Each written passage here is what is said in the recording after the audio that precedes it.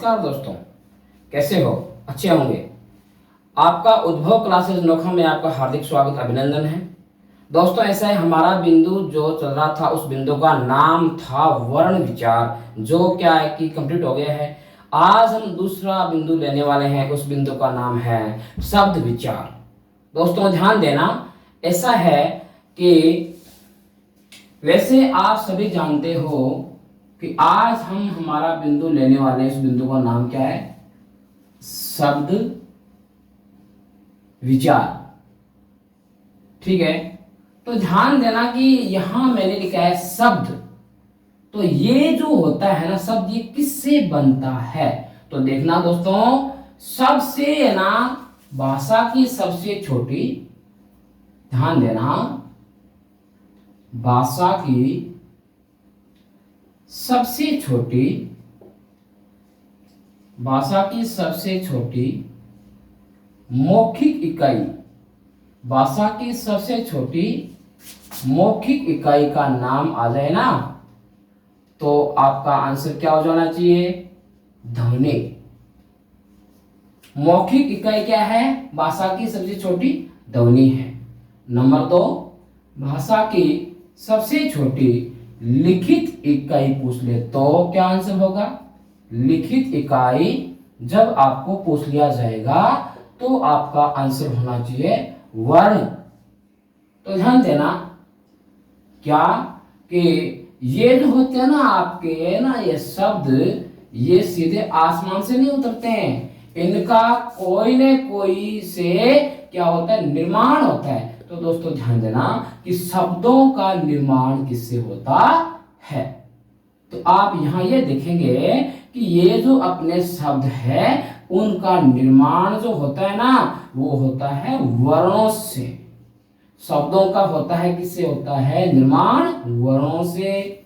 ठीक है, और अपन कहते हैं ना कि लिखित इकाई है ना, उसका क्या नाम है? वर्ण है। और मौखिक इकाई है, उसका नाम क्या है? ध्वनि है। तो ध्यान देना दोस्तों कि भाषा की सबसे छोटी मौखिक इकाई ध्वनि, क्या कि भाषा की सबसे छोटी मौखिक इकाई ध्वनि के लिखित रूप को क्या कहते हैं? लिखित रूप को कहा जाता है वर्ण कहा जाता है दोस्तों। ठीक है, भाषा की सबसे छोटी मौखिक इकाई क्या होती है? ध्वनि के लिखित रूप को, है ना, ध्वनि के लिखित रूप को क्या कहा जाता है? कहा जाता है वर्ण कहा जाता है दोस्तों। और इनसे है ना शब्दों का क्या होता है? निर्माण होता है। और दोस्तों ध्यान देना कि शब्दों का निर्माण किससे होता है? या शब्द अपने आप ही बनते हैं? नहीं दोस्तों, शब्द अपने आप नहीं बन सकते, क्योंकि शब्दों का होता है किससे होता है निर्माण? वर्णों से। और देखना, ये जो वाक्य होते हैं ना, वाक्य, इनका होता है निर्माण शब्दों से। ठीक है, तो दोस्तों ध्यान देना, आज हम पढ़ रहे हैं ना, ये कौन सा ये बिंदु है? शब्द विचार है। शब्द विचार में आपको इतना ध्यान देना है कि ये जो होते हैं ना शब्द होते हैं, वो किससे बनते हैं? शब्द बनते हैं वर्णों से बनते हैं। ठीक है, अब आ गया बात क्या कि शब्द विचार क्या होता है। तो दोस्तों ध्यान देना, क्या होता है शब्द विचार। ठीक है, तो देखो, शब्दों का, ये मैं लिख रहा हूं शब्द विचार की, लिख रहा हूं डेफिनेशन लिख रहा हूं दोस्तों, ध्यान देना। शब्दों का शुद्ध उच्चारण, शुद्ध लेखन व शुद्ध प्रयोग क्या कहलाता है? शब्द विचार कहलाता है। ये है दोस्तों शब्द विचार की डेफिनेशन। तो आपको ये भी ध्यान में रखनी है कि शब्द विचार की क्या डेफिनेशन है। दोस्तों ध्यान देना, शब्दों का शुद्ध उच्चारण, शब्दों का शुद्ध उच्चारण और शुद्ध लेखन, यानी कि लिखने में भी शब्द कैसे होने चाहिए? शुद्ध होने चाहिए। उच्चारण में भी शब्द कैसे होने चाहिए? शुद्ध होने चाहिए। और शब्दों का जब यूज करते हैं, प्रयोग करते हैं, है ना, तो भी शब्दों का मतलब जो है रूप है वो कैसा होना चाहिए, शुद्ध रूप होना चाहिए, उसी को कहा जाता है शब्द विचार। और शब्द का निर्माण किससे हुआ, शब्द का निर्माण होता है वर्णों से। और अपन जो वर्ण है ना, ये किसे कहते हैं, भाषा की सबसे छोटी मौखिक इकाई होती है ध्वनि के लिखित रूप को क्या कहा जाता है, वर्ण कहा जाता है दोस्तों। और उनसे शब्दों का क्या होता है, निर्माण होता है, और शब्दों से होता है वाक्यों का निर्माण। दोस्तों अब मैं आपको ये बताने वाला हूं कि शब्द किसे कहते हैं, इसके बारे में थोड़ा ध्यान देना। क्या यहां लिख देता हूं, ध्यान देना।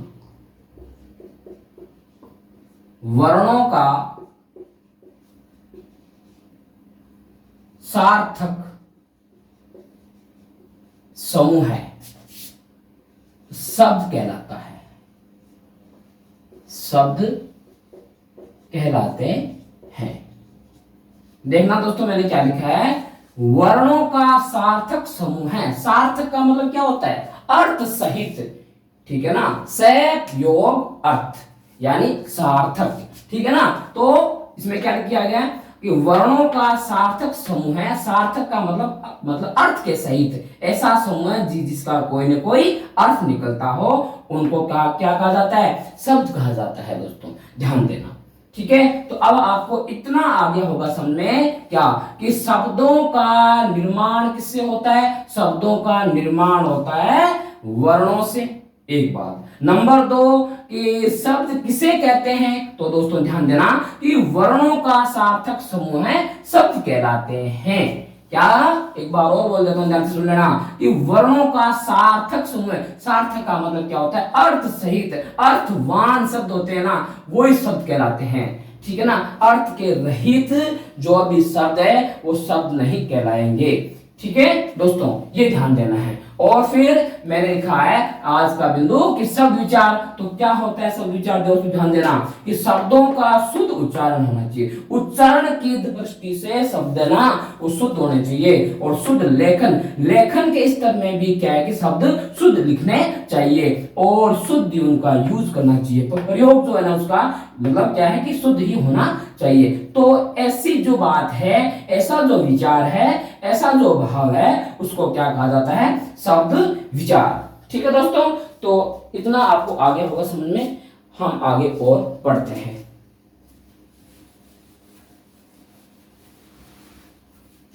अब दोस्तों आपको यह समझाया जाएगा कि शब्द जो है उनके भेद कितने हैं, और इनका जो स्थल है, कहां से निकलते हैं शब्द, वो भी आपको बताया जाएगा। तो दोस्तों ध्यान देना,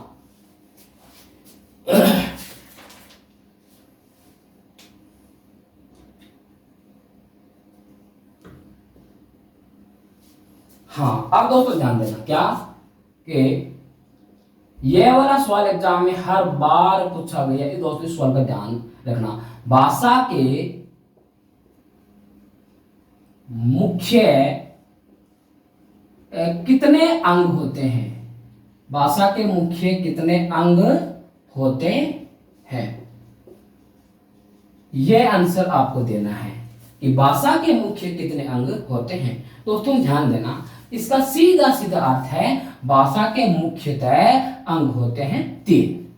भाषा के अंग होते हैं कितने, 3। नंबर 1 दोस्तों देखना कौन सा होता है, नंबर 1 होता है वर्ण, और नंबर 2 कौन सा होता है, नंबर 2 होता है शब्द, और नंबर 3 क्या होता है, नंबर 3 होता है विचार, सॉरी विचार नहीं वाक्य।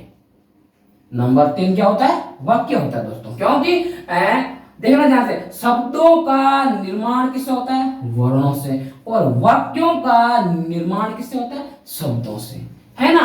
तो ये है भाषा के मुख्य अंग, कितने हैं, 3 अंग होते हैं। भाषा यानी कि व्याकरण के, भाषा का क्या मतलब है, हिंदी व्याकरण के, ठीक है ना। भाषा के व्याकरण के कितने अंग होते हैं, 3। नंबर 1 कौन सा हो गया, वर्ण, नंबर 2 कौन सा हो गया, शब्द, नंबर 3 कौन सा हो गया, वाक्य। ये होते हैं भाषा के 3 अंग, ठीक है। उसके बाद में देखना दोस्तों, हाँ अर्थ के आधार पर सबसे छोटी इकाई कौन सी होती है, ठीक है। तो देखो भाषा की भाषा की अर्थ के आधार पर सबसे छोटी इकाई, अर्थ के आधार पर, है ना। आधार हमने इसमें बोलो किस मतलब क्या लिया है, हमने आधार लिया है क्या, अर्थ का आधार। तो देखो भाषा के अर्थ के आधार पर सबसे छोटी इकाई क्या होती है दोस्तों, ध्यान देना। ये जो लिखा हुआ है ना क्या, वर्ण, इनका कोई अर्थ नहीं होता है, ठीक है, इनका कोई अर्थ नहीं होता। अरे ध्यान देना क्या क्या है मैंने कि वर्णों का कोई अर्थ नहीं होता है, ठीक है। तो अर्थवान कौन होते हैं, शब्द भी होते हैं, वाक्य भी होते हैं, है ना। तो यहां मैंने लिखा है भाषा के अर्थ के आधार पर सबसे लिखा है छोटी इकाई का लिखना है। वाक्य क्या हो जाएगा, बड़ी इकाई हो जाएगा। हमें यहाँ क्या लिखना है, सबसे छोटी इकाई, और वो भी आधार क्या ले लिया, अर्थ के आधार पर सबसे छोटी इकाई भाषा की कौन सी होनी चाहिए। तो इसका आंसर है शब्द, जो है ना शब्द, क्योंकि शब्दों के अर्थ निकलते हैं, शब्दों के अर्थ निकलते हैं। वैसे तो वाक्यों के भी अर्थ निकलते हैं, है ना, ठीक है ना। और वाक्यों के क्या होता है कि भाव भी होता है, भावार्थ भी होता है, लेकिन भाषा के अर्थ के आधार पर सबसे छोटी इकाई है ना, जहां भी आ जाए वहां आपको एक ही नाम याद रखना है, शब्द। भाषा की सबसे छोटी अर्थ के आधार पर इकाई आ जाए तो क्या नाम दोगे, नाम देना है शब्द, देना है शब्द, ठीक है। अब दोस्तों ध्यान देना अगला टॉपिक क्या है। हाँ, अब हम देखेंगे कि शब्द विचार की उत्पत्ति के आधार पर। दोस्तों ध्यान देना, उत्पत्ति के आधार पर शब्दों के कितने भेद होते हैं, उत्पत्ति के आधार पर, ठीक है। क्योंकि जहां से शब्दों की उत्पत्ति हुई है, जो उनका उद्गम स्थल है, वहां से देखा जाए तो शब्दों के कितने प्रकार होते हैं। उत्पत्ति के आधार पे अपन देखेंगे कि शब्दों के कितने प्रकार हैं। दोस्तों ध्यान देना, उत्पत्ति के आधार पर शब्दों के प्रकार।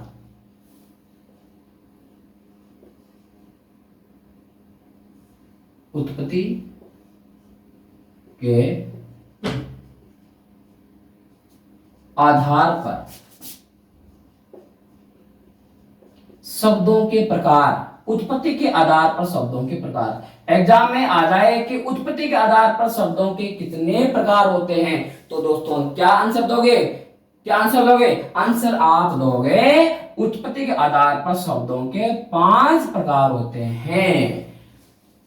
याद रख लेना कि उत्पत्ति के आधार पर शब्दों का भेद पूछ लिया जाए, उत्पत्ति के आधार पर शब्दों का भेद पूछ लिया जाए तो आपका आंसर क्या होना चाहिए, आपका आंसर होना चाहिए 5 प्रकार होते हैं। वो भी किसके आधार पर, उत्पत्ति के आधार पर। उत्पत्ति यानी उद्भव, है ना, उत्पन्न कहां से होते हैं शब्द, वो, ठीक है। तो देखना नंबर 1 कौन सा है शब्दों का प्रकार। नंबर 1 है अपना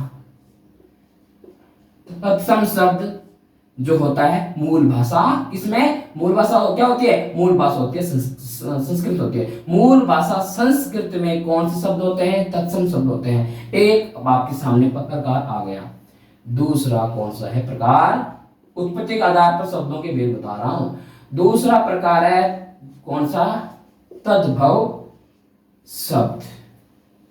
तीसरा कौन सा प्रकार है, देशज शब्द। तीसरा कौन सा है, देशज शब्द।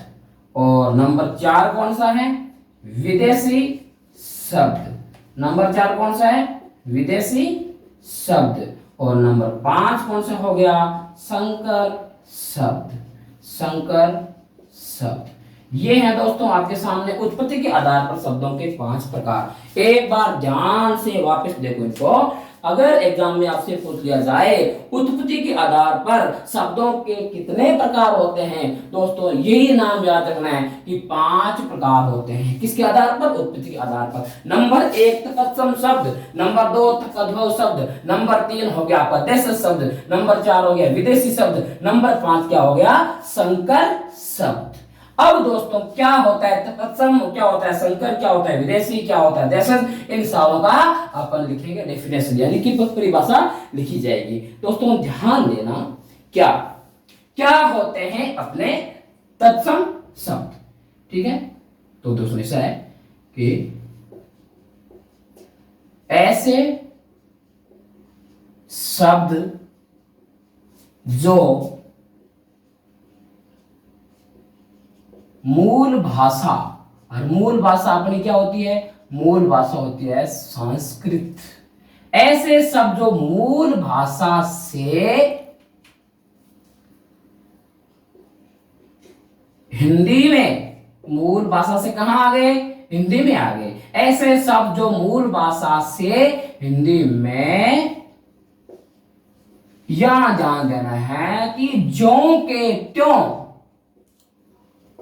ज्यों के त्यों आ जाते हैं या आ गए, वो क्या कहलाते हैं, उन्हें कहा जाता है आपका तत्सम शब्द। ये हैं आपके तत्सम शब्दों की डेफिनेशन। दोस्तों ध्यान देना मैंने क्या लिखा है, ऐसे शब्द जो मूल भाषा, मूल भाषा एक ही है, संस्कृत है। दोस्तों ध्यान देना, ठीक है, इसलिए अपन कहते हैं ना कि भाषाओं की जननी क्या है, संस्कृत भाषा है ना, यही है मूल भाषा। ऐसे शब्द जो मूल भाषा से यानी कि हिंदी में ज्यों के त्यों आ गए। ज्यों के त्यों का क्या मतलब है, ज्यों के त्यों का मतलब उनमें कुछ भी मतलब विकार नहीं हुआ, उसमें कुछ भी क्या है कि बदलाव नहीं हुआ, वो होता है ज्यों के त्यों आ गए, है ना। तो उन शब्दों को क्या कहा जाता है, उन शब्दों को कहा जाता है तत्सम शब्द कहा जाता है। अब इसके एग्जांपल भी देख लीजिए, जैसे लिखे हैं अक्षर, ऋतु, आम्र, ठीक है ना, आम्र, बहुत सारे शब्द होते हैं। तो तत्सम शब्दों की तो कोई क्या है कि सीमा ही नहीं है, बहुत सारे तत्सम शब्द होते हैं। अभी आप देखते रहना, अक्षी, अग्रय, अध्यय, अक्षी, अग्रय, अध्यय, यानी कि मूल भाषा से सीधे के सीधे ज्यों के त्यों हिंदी में आ गए, अपनी भाषा हिंदी में आ गई। ज्यों के त्यों मतलब उसमें कोई भी विकार उत्पन्न नहीं हुआ, उसका कोई परिवर्तन नहीं हुआ, उसमें कोई भी बदलाव नहीं हुए, वो कभी मतलब क्या है कि लिंग वचन काल कारक के द्वारा मतलब क्या है कि चेंज नहीं हुए, वो शब्द क्या कहलाते हैं, तत्सम शब्द कहलाते हैं। दोस्तों ध्यान देना, ठीक है। और अब मैं लिखता हूं डेफिनेशन किसकी, आपके तद्भव शब्दों की डेफिनेशन आपके सामने लिखता हूं, ध्यान से देखना क्या होते हैं तद्भव शब्द। अब देखना दोस्तों,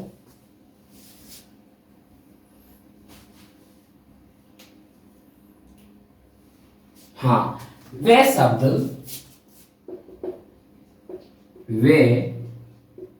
शब्द जो मूल भाषा, जहां मूल भाषा का नाम आ जाता है तो आपके जहन में एक ही सवाल आ जाना चाहिए कि किसकी बात कर रहे हैं, बात कर रहे हैं संस्कृत की, ठीक है। तो वे शब्द जो मूल भाषा संस्कृत से हिंदी में आए, हिंदी में आए और उनका स्वरूप बदल गया, और उनका स्वरूप बदल गया, यानी वो मतलब क्या है कि वो विकारित हो गए, उसमें मतलब परिवर्तन आ गया। जैसे कि काल, वचन और लिंग, इनके आधार पे क्या आ गया, उनमें विकार आ गया, वो मतलब क्या कि चेंज हो गए। उन शब्दों को क्या कहा जाता है, तद्भव शब्द। और उनका स्वरूप बदल गया, जिन्हें क्या कहा जाएगा, जिन्हें कहा जाता है तद्भव शब्द। यह है दोस्तों तद्भव शब्दों के डेफिनेशन। वे शब्द जो मूल भाषा से हिंदी में आए, ठीक है, मूल भाषा क्या होती है, मूल भाषा होती है संस्कृत होती है। वे शब्द जो मूल भाषा से हिंदी में आए और उनका स्वरूप बदल गया, है ना, तो मतलब उनको क्या कहा जाता है, उनको कहा जाता है तद्भव शब्द। और जिनका स्वरूप नहीं बदला, जो के त्यों आ गए, वो क्या कहलाते हैं? अपने तत्सम शब्द। ठीक है दोस्तों, आप देखो रूप कैसे बदलता है, आप ध्यान देना। जैसे यहां इधर मैं लिखता हूं तत्सम शब्द, और इधर मैं लिखता हूं तद्भव शब्द। अब आप ध्यान देना कि रूप कैसे बनता है। जैसे तत्सम में आ गया अकार्य। अकार्य क्या है कि ये मूल भाषा का शब्द है अकार्य, और अकार्य का हो गया तद्भव अकाज। ठीक है, जैसे नाम हो गया अध्यय। अध्यय क्या है? ये तत्सम है अध्यय, और तद्भव क्या हो गया? आज। जैसे नाम आ गया क्या कि नाम वाला कार्य, इसका क्या हो जाएगा? काज। यानी ये देखो इनके रूप क्या हो रहे हैं? बदल रहे हैं। यानी जो मूल भाषा से हिंदी में आ गए, जिनका स्वरूप बदल गया, जिन्हें क्या कहा जाता है? तद्भव शब्द। और जो मूल भाषा से हिंदी में आ गए, जिनका स्वरूप नहीं बदला, जो के त्यों आ गए, वो कहलाते हैं अपने तत्सम शब्द। अब दोस्तों आपको बताते हैं कि क्या होते हैं अपने देशज शब्द। क्या होते हैं देशज शब्द? देशज शब्द नाम से ही प्रतीत होता है कि क्या होता है देशज। देखना, पहले इसका आप शाब्दिक पीछे समझेंगे। देशज, देश योग जय। देश का मतलब होता ही है ना, होता है देश होता है। जय का मतलब जन्म लेने वाले। जय का मतलब क्या होता है? जन्म लेने वाले। अरे इसका अर्थ क्या हो गया? ऐसे शब्द जो अपने देश में ही जन्म लेते हैं, अपने देश में ही जन्म लेते हैं। देश में जन्म ली गई भाषा के शब्द, जो आंचलिक भाषाओं के वे शब्द जो क्षेत्रीय प्रभाव के कारण हिंदी में प्रयुक्त हो गए। ठीक है, तो देखना कि देशज का शाब्दिक अर्थ क्या हो गया? देश में जन्म ली गई भाषा के शब्द। देश में जन्म, देश में जन्म ली गई भाषा के शब्द क्या कहलाते हैं? देशज शब्द कहलाते हैं। क्या कहलाते हैं? देशज कहलाते हैं, देशज कहते हैं उन्हें। ठीक है, तो अब आपको ये ध्यान देना है कि क्या अर्थ होता है देशज का?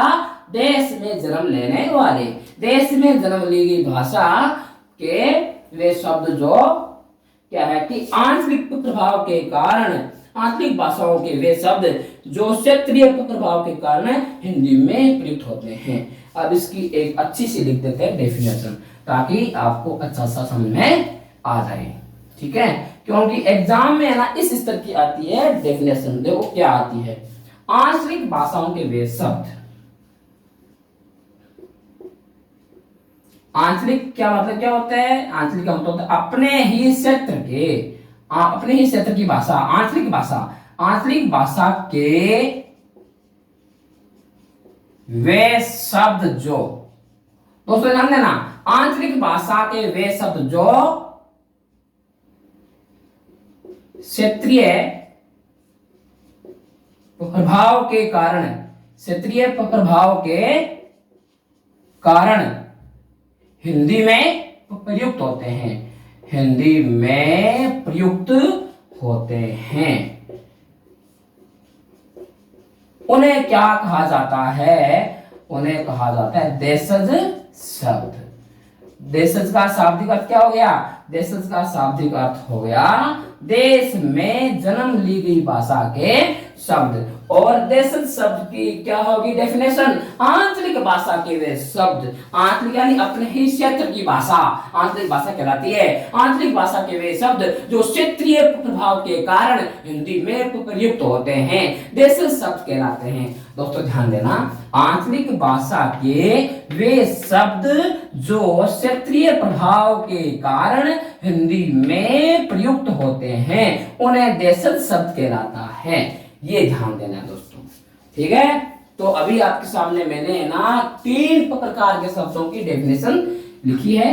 अब आता है अपन नंबर 4 पे कि कौन सा शब्द है। नंबर 4 है वो उत्पत्ति के आधार पे है, उस शब्द का नाम है विदेशी शब्द। दोस्तों ध्यान देना, विदेशी में वी उपसर्ग जुड़ा हुआ है। विदेशी, विदेशी में दोस्तों कौन सा उपसर्ग जुड़ा हुआ है?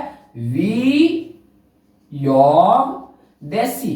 देशी का अर्थ क्या होता है? अपने देश के। लेकिन वी उपसर्ग आ गया ना, तो वी का अर्थ क्या होता है? अन्य, अन्य देश की भाषाओं के शब्द, अन्य देश के भाषा के शब्द, है ना। तो वी जहां उपसर्ग ऐड हो जाता है वहां पे वी का अर्थ क्या हो जाता है? अन्य, यानी कि दूसरे, दूसरे देश के जो दूसरे देश की भाषा होती है उनके शब्द क्या कहलाते हैं? विदेशी शब्द कहलाते हैं। तो दोस्तों ध्यान देना कि विदेशी मतलब जो होते हैं ना शब्द, कौन कौन से होते हैं? हिंदी और संस्कृत को छोड़ करके अन्य दूसरे देशों की भाषा के वे शब्द जो हिंदी में प्रयुक्त होते हैं। हिंदी और संस्कृत के अलावा हिंदी व संस्कृत को छोड़कर अन्य देश की भाषा, अन्य देश की भाषा के शब्द क्या कहलाते हैं? विदेशी शब्द कहलाते हैं। विदेशी शब्द कहलाते हैं। ये है दोस्तों विदेशी शब्दों की डेफिनेशन। हिंदी व संस्कृत को छोड़ करके अन्य देश की भाषा के शब्द, उन्हें क्या कहा जाता है? विदेशी शब्द। दोस्तों ध्यान देना कि कौन कौन से विदेशी शब्द होते हैं जो हमने आज तक, जिनका हमने अध्ययन भी किया है। ध्यान देना दोस्तों कि कौन कौन से विदेशी शब्द हैं। एक तो अपना होता है अर्ध स्वर से स्टार्ट होने वाले शब्द। अर्ध स्वर आप जानते हो ना, ओ, इसको क्या कहा जाता है? अर्ध स्वर। अर्ध स्वर यानी कि आगत स्वर, विदेशी स्वर, मेहमान स्वर। इसके मैंने बहुत सारे आपको नाम भी पहले बताए थे, है ना। ये क्या होता है? जैसे अपन लिखते हैं ना ऑल इंडिया, लिखा जाता है इसे ऑल इंडिया। जैसा नाम लिखा जाता है ऑफ, जैसे नाम लिखा जाता है डॉक्टर, लिखा जाता है ना। हाँ, तो ऐसे जो भी शब्द है ना वो सारे के सारे आते हैं किसमें? विदेशी शब्दों में। यानी जिस पर क्या लगा हो? अर्ध स्वर लगा हुआ हो। और इसके अलावा क, ख, ग, ज और फ, ये तो अपने हैं हिंदी भाषा के शब्द। अगर इनके नीचे नुक्ता लगा दिया जाए तो ये किसकी, कौन सी भाषा के शब्द बन जाएंगे? अरबी फारसी भाषा के शब्द बन जाएंगे। कौन सी भाषा के ये वाले शब्द बन जाएंगे? अरबी फारसी भाषा के, अरबी फारसी भाषा के शब्द बन जाएंगे।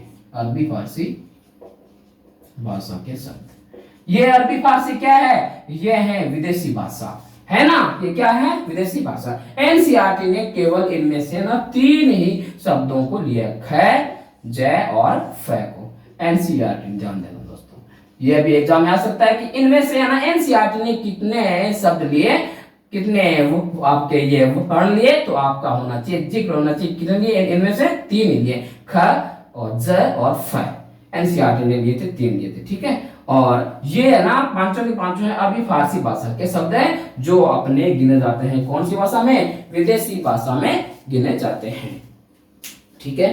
तो हिंदी प्लस संस्कृत को छोड़ करके अन्य देश की भाषा के वे शब्द जो क्या है कि हिंदी में प्रयुक्त होते हैं उन्हें क्या कहा जाता है? विदेशी शब्द कहा जाता है। अब दोस्तों अपना आता है उत्पत्ति के आधार पर अंतिम शब्दों का प्रकार, वो कहलाता है संकर शब्द।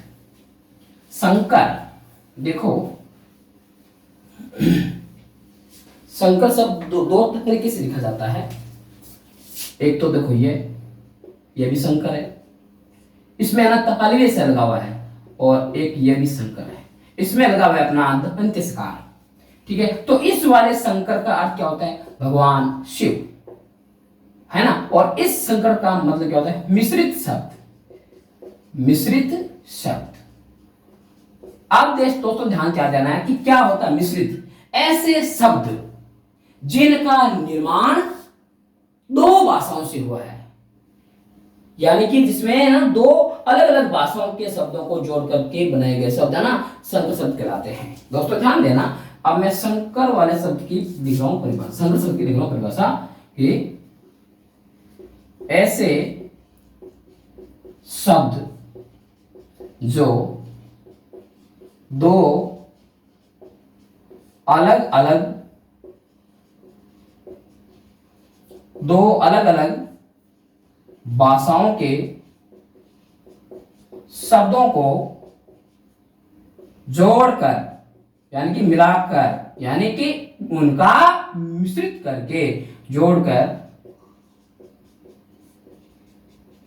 बनाए जाते हैं, उन्हें क्या कहा जाता है, संकर शब्द कहलाते हैं। ऐसे शब्द जो दो अलग अलग भाषाओं के शब्द होने चाहिए और उनको जोड़ करके एक शब्द बनाना चाहिए, वो क्या कहलाते हैं, अपने संकर शब्द। इसका एग्जांपल है, बिल्कुल है अग्निबोट। अब दोस्तों ध्यान देना, अग्निबोट है ना, इसमें दो भाषाओं के शब्द मिले हुए हैं। अग्नि है, किसका है अग्नि, अग्नि अपना मूल भाषा का शब्द है और वो आजकल हिंदी में भी आ गया है ना। तो यह हो गया आपका हिंदी वाला शब्द हो गया अग्नि, हिंदी यानी कि हिंदी भाषा का शब्द हो गया। ये वाला बोट, ये बोट है ना, ये अंग्रेजी भाषा का शब्द है ना। तो अग्नि तो हो गया हिंदी का शब्द हो गया, बोट हो गया अंग्रेजी का शब्द हो गया। तो दोनों मतलब क्या, ये जो शब्द है ना वो अलग अलग भाषाओं के शब्द हो गए, इसलिए ये क्या कहलाएंगे, संकर शब्द। एक और देखो, एक शब्द है आपका बम ब्लास्ट, ये भी दो भाषाओं के शब्द है, ये ध्यान देना, ठीक है। इसमें भी दो अलग अलग भाषा है। एक तो इसमें क्या होगी, यानी ऐसे शब्द जो दो अलग अलग भाषाओं से बनते हैं उन्हें क्या कहा जाता है, उन्हें कहा जाता है संकर शब्द। संकर शब्द बहुत ही मतलब बार एग्जाम में पूछ लिए जाते हैं, इसलिए आपको थोड़ा ध्यान देना है कि क्या होता है संकर शब्द, ठीक है दोस्तों। एक होता है नेक चलन, नेक चलन, ये भी देखो यहां लिख देता हूं, नेक चलन। अब इसमें भी दो भाषाओं के शब्द है दोस्तों, ध्यान देना, ये लिखा हो नहीं है, लिखे हो ना नेक, ये फारसी भाषा का शब्द है। ये जो लिखा ना नेक, लिखा ना नेक, ये फारसी भाषा का शब्द है, फारसी भाषा का, अरबी फारसी भाषा का शब्द है। और ये जो है ना चलन, ये अपनी हिंदी भाषा का शब्द है। तो दोस्तों अब आपको आ गया होगा समझ में कि ऐसे शब्द जो दो अलग अलग भाषाओं के शब्दों को जोड़ करके बनाए जाते हैं उन्हें क्या कहा जाता है, उन्हें संकर शब्द कहा जाता है। दोस्तों आप ये आपको मैंने इतना मतलब समझाया है कि उत्पत्ति के आधार पर शब्दों के कितने भेद होते हैं, 5 भेद होते हैं। नंबर 1 क्या होते हैं, तत्सम शब्द, नंबर 2 तद्भव शब्द, नंबर 3 होता है देशज शब्द, नंबर 4 क्या होता है विदेशी शब्द, नंबर 5 क्या होता है संकर शब्द। अब दोस्तों एग्जाम में क्या पूछते हैं, देखो ध्यान से सुनना कि अपन तत्सम और तद्भव शब्दों की पहचान कैसे कर पाएंगे, कि वो मतलब कौन से शब्द ऐसे होते हैं जो तत्सम होते हैं और कौन से शब्द वो होते हैं जो क्या है कि तद्भव होते हैं, और अपन उसको आसानी से उसको अपन क्या है कि उनको ना अलग अलग छांट सके। तो इसके लिए आपको मैं कुछ लिखवा रहा हूं, नियम लिखवा रहा हूं, वो नियम आपको ध्यान में रखना है। उस नियम के आधार पे अपन तत्सम शब्दों को और तद्भव शब्दों को अलग अलग छांट सकते हैं, ठीक है। अब दोस्तों ध्यान देना है क्या,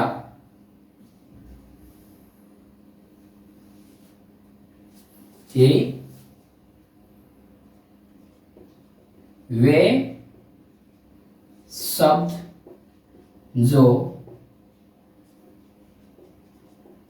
मूल भाषा क्या होती है, संस्कृत से हूबहू यानी सेम टू सेम, कुछ भी चलिता नहीं, हूबहू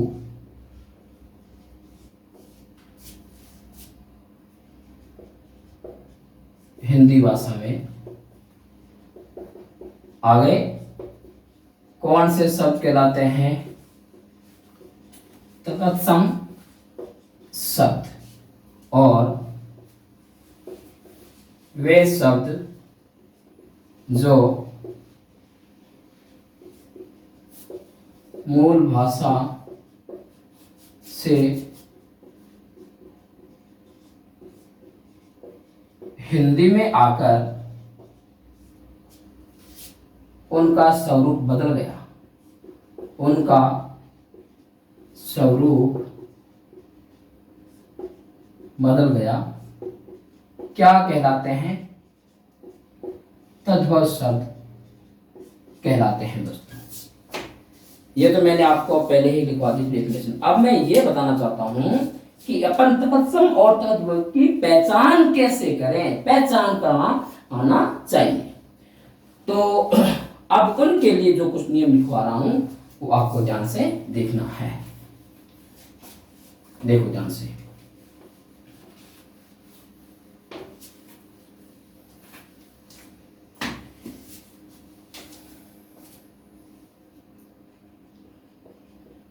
तत्सम और तद्भव शब्दों की पहचान कैसे करें? अब ये वाला एग्जाम में ना बहुत बार पूछ लिया जाता है, इनमें से कौन सा शब्द तद्भव है, इनमें से कौन सा शब्द तत्सम है। तो आपको वहां पर ना समस्या नहीं आनी चाहिए, इसलिए आपको मैं समझा रहा हूं। ठीक है, तो देखो नंबर 1 का नियम है संयुक्ताक्षर से बने शब्द तत्सम होते हैं। किससे बनने वाले शब्द? जो बनते हैं संयुक्त अक्षर से। संयुक्त अक्षर से जो भी शब्द बनते हैं ना वो सारे के सारे किसमें गिने जाएंगे? तत्सम शब्दों में। कैसे? अक्षर। देखो इसमें ये आ गया, संयुक्त अक्षर आ गया ना। और विज्ञान ये भी आ गया। यानी जितने भी संयुक्त अक्षर कितने होते हैं? संयुक्त अक्षर होते हैं 4 होते हैं संयुक्त व्यंजन। एक तो अपना ये क्षय, त्रय, जय और ये श्रय। ठीक है। और अब ना संयुक्त अक्षर है ना, इसमें आपको देखना है कि जो भी जितने भी शब्द बनते हैं ना संयुक्त अक्षर से वो सारे के सारे किसमें गिने जाते हैं? तत्सम शब्दों में। जैसे एक तो ये आ जाए, कई कई मान लो के शब्द के बीच में आ जाए, पहले आ जाए, जैसे लिख दिया क्षत्रिय। ये भी क्या हो गया? ये हो गया अपना तत्सम शब्द हो गया। जैसे लिख दिया ज्ञानी, ये क्या हो गया? तत्सम हो गया। एक लिख दिया मैंने श्रवण, ये भी क्या हो गया? ये भी तत्सम हो गया। क्योंकि संयुक्त अक्षर से जितने भी शब्द बनेंगे वो सारे सारे किसमें गिने जाएंगे? वो सारे सारे गिने जाएंगे तत्सम शब्दों में। नंबर 2 एक देखो उसका नियम क्या कह रहा है।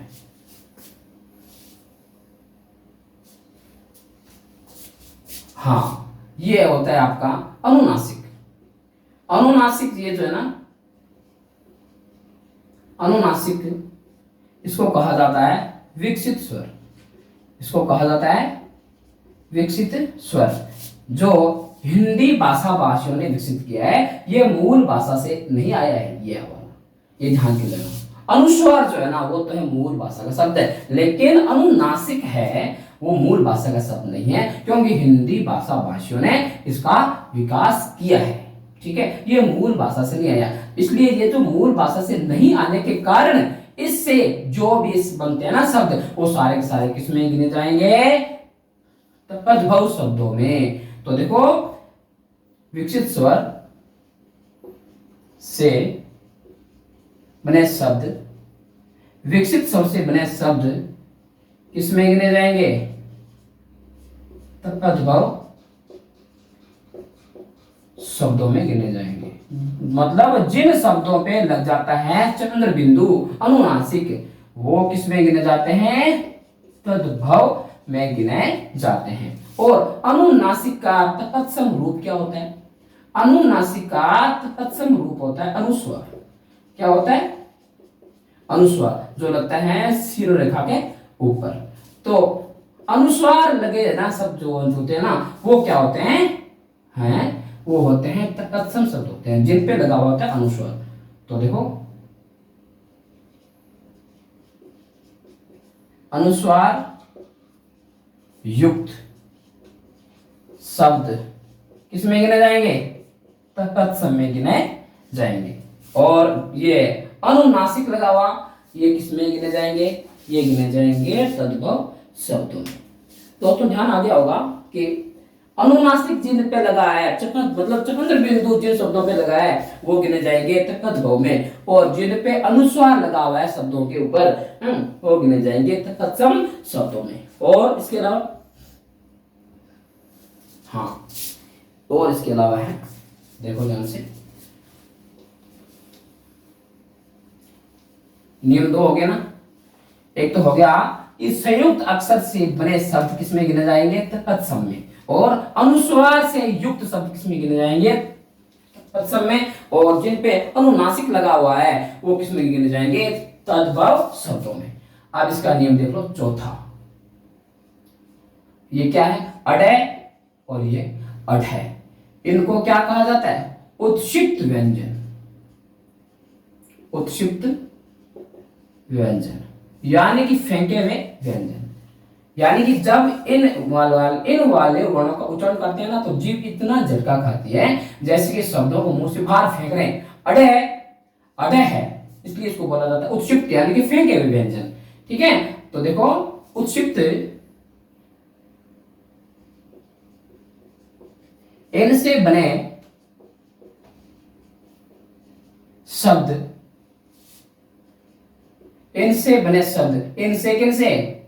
उत्क्षिप्त व्यंजनों से बने शब्द तत्सम में नहीं गिने जाते हैं। यह बड़ा ध्यान देने की बात है, बहुत इंपॉर्टेंट चीज है। यानी जो शब्द उत्क्षिप्त व्यंजनों के प्रयोग से बनते हैं वो कभी भी तत्सम शब्दों की श्रेणी में नहीं आते। ठीक है। नंबर 5 देखो, नंबर 5 क्या है? री का प्रयोग करके, री क्या है? यह है लघु री। ठीक है, री का प्रयोग करके, री का प्रयोग करके बने शब्द सदैव किसमें गिने जाएंगे? तत्सम शब्दों में। मतलब जिन शब्दों में री का यूज हो गया, जैसे ऋचा, ऋतु, ऋभु, पितृ, और हो गया अपना मातृ, गृह। ये जो री से युक्त शब्द है ना, वो सदैव किन में गिने जाएंगे? तत्सम शब्दों में। और इसका है नंबर 6। क्या नियम है? बहुत ही अच्छा नियम है, इजी नियम है, समझने में इजी है। यह सिर्फ एहसास करने वाला नियम है कि वे सब जो बोलने, पढ़ने, लिखने में कठिन लगते हो, ऐसे शब्द जो बोलने, पढ़ने व लिखने में कठिन प्रतीत होते हैं, महसूस होते हैं, वो कौन से शब्दों में गिने जाएंगे? तत्सम शब्दों में गिने जाएंगे। ऐसे शब्द जो बोलने, पढ़ने, लिखने में कठिन महसूस होते हैं, कठिन प्रतीत होते हैं, उनको किन में गिना जाएगा? तत्सम शब्दों में। तो ध्यान देना, अभी आपको आज और जो वीडियो उसका पूरा साथ समझना है दोस्तों। देखो ध्यान से देखना, भाषा की सबसे छोटी मौखिक इकाई होती है ध्वनि। ध्वनि के लिखित रूप को कहा जाता है वर्ण, और उनसे ना शब्दों का होता है निर्माण होता है। वर्णों के सार्थक योग को, समूह को क्या कहा जाता है? शब्द कहा जाता है। और शब्द विचार क्या क्या होता है? देखना कि भाषा में वे शब्द जो मतलब जिनका उच्चारण क्या हो? शुद्ध हो, जो लिखने में शुद्ध हो, और जिनका प्रयोग भी शुद्ध हो, वो क्या कहलाता है? शब्द विचार। ठीक है, ऐसे शब्द जिनका उच्चारण, उनका मतलब लेखन और उनका वाचन, उनका पठन क्या हो? शुद्ध हो, वो क्या कहलाता है? शब्द विचार कहलाता है। ठीक है, फिर उत्पत्ति के आधार पर शब्दों के 5 भेद थे। नंबर 1 कौन सा था? तत्सम शब्द। नंबर 2 तद्भव शब्द। नंबर 3 था देशज शब्द। नंबर 4 क्या था? विदेशी शब्द। और नंबर 5 क्या था? संकर शब्द। तो देखना दोस्तों, तत्सम शब्द क्या होते हैं? ऐसे शब्द जो मूल भाषा संस्कृत से हिंदी में सेम टू सेम हूबहू आ गए, वो मतलब ज्यों का त्यों आ गए, उन्हें क्या कहा जाता है? उन्हें कहा जाता है तत्सम शब्द। जिनमें कोई विकार उत्पन्न नहीं हुआ, जिनमें कोई बदलाव नहीं हुआ हो, वो शब्द क्या कहलाते हैं? तत्सम शब्द कहलाते हैं। ऐसे शब्द जो मूल भाषा संस्कृत से हिंदी में ज्यों के त्यों आ गए हैं, उन्हें क्या कहा जाता है? तत्सम शब्द कहा जाता है। अब दोस्तों क्या ध्यान देना है? ऐसे शब्द जो हिंदी भाषा में आ गए मूल भाषा से, और जिनमें विकार उत्पन्न हो गया, जिनका स्वरूप मतलब क्या बदल गया, वो क्या कहलाते हैं? वो कहलाते हैं तद्भव शब्द। और ऐसे शब्द जो आंतरिक भाषा के वे शब्द जो अपने क्षेत्रीय प्रभाव के कारण हिंदी में आ गए, उनको क्या कहा जाता है? देशज शब्द कहा जाता है। और ऐसे शब्द हिंदी और संस्कृत को छोड़ करके अन्य देश की भाषा के वे शब्द जो आगे हैं अपनी हिंदी भाषा में, उनको क्या कहा जाता है? विदेशी शब्द। और ध्यान देना, क्या ऐसे शब्द जो 2 अलग अलग भाषाओं से बनते हैं, वो क्या कहलाते हैं? संकर शब्द। और फिर मैंने आपको ये बताया था कि तत्सम और तद्भव में क्या अंतर होता है। देखो ध्यान से सुनना कि जिन पे अनुस्वार लगा है, जिन पे अनुस्वार लगा है, वो किस में गिने जाएंगे? तत्सम शब्दों में। और जिन पे लगा है आपका अनुनासिक, वो किस में गिने जाएंगे? तद्भव शब्दों में गिने जाएंगे। और जो बोलने, लिखने, पढ़ने में कठिन महसूस होते हो, वो क्या कहलाते हैं? आप वो कहलाते हैं अपने तत्सम शब्द कहलाते हैं। और क्या कि जिसमें री का यूज होता हो, री के यूज से बने शब्द क्या कहलाते हैं? वो भी बनते हैं तत्सम। और अडे और अढे यानी कि उत्सिष्ट व्यंजनों से बनने वाले जो होते हैं शब्द, वो कभी भी तत्सम नहीं होते हैं। दोस्तों मुझे आशा है आपको ये वीडियो समझ में आ गया होगा, है ना। अगर आपको ये वीडियो पसंद है तो आपको लाइक करना है, और आपको कमेंट करना है, और आपको सब्सक्राइब भी करना है। ओके दोस्तों, जय श्री राम, जय हिंद।